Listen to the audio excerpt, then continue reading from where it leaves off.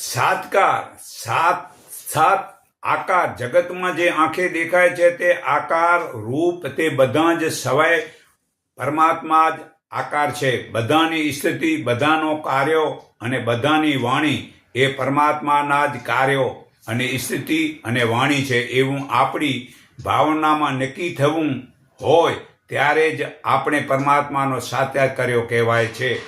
અગર તો એવું જો અનુભવી શકતા જ નથી તો આપણે ગમે તેવા પ્રકારની સાધના કરી હોય અને ગમે એવા દ્રશ્યો જોયા હોય પરંતુ તેને આત્મા સાક્ષાત્કાર ન કહેવાય.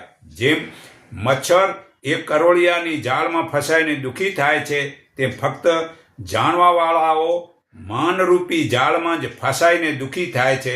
આત્માનો સાક્ષાત્કાર આત્મા વિજ્ઞાન વાંચીને, વિચારીને, નિર્ણય કરીને, દ્રઢ કરીને, તપસ્યા કરીને, પુરુષાર્થ પૂરો કરીને જીવનો ઉતારવાથી તેને આત્મા સાક્ષાત્કાર કહેવાય છે.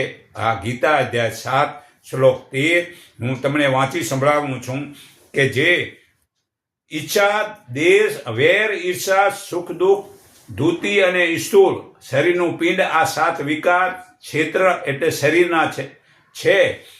આ જ્યાં સુધી વિકાર નહીં છૂટે ત્યાં સુધી આત્મા જ્ઞાન નહીં થાય. હવે હું આત્મા જ્ઞાન વિશેની સમજાવું છું કે મોટાપણાનો અભાવ, દંભનો અભાવ, અહિંસા, શરીર, વાણી અને મનને દુઃખ ન દેવું, ક્ષમાભાવ, મન અને વાણીની સરળતા, ગુરુની સેવા, શરીર અને અંતકરણની શુદ્ધિ, મન, બુદ્ધિ અને ચિત્તની સ્થિરતા, ઇન્દ્રિયોના વિષયોમાં વૈરાગ, અહંકાર ભાવથી મુક્ત, જન્મ, મૃત્યુ અને વૃદ્ધાવસ્થાના રોગ, વ્યાધિ ઇત્યાદિ દોષોનું મૂળ કારણને સમજવું અને આસક્તિ રહિત થવું, ભોજન, સ્ત્રી, પુત્ર, ઘર, પુસ્તક આદિમાં આમ તલ્લીન ન થવું અને પત્રિકુળ પ્રાપ્તિમાં ચિત્ત સમાન રાખવું, અન્યના યોગ વડે મારામાં એટલે પરમાત્મામાં અસકલિત ભક્તિ કરવી ને એકાંતવાસમાં રહેવાનો સ્વભાવ અને જન સમુદાયથી પ્રીતિનો અભાવ, જન સમુદાયમાં જ ન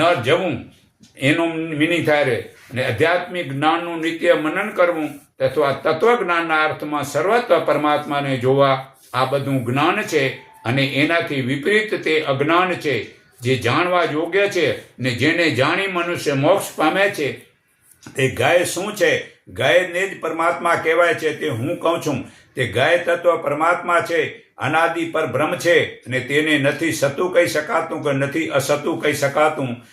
તેને સર્વ તરફ હાથ પગ છે, સર્વ તરફ નેત્રો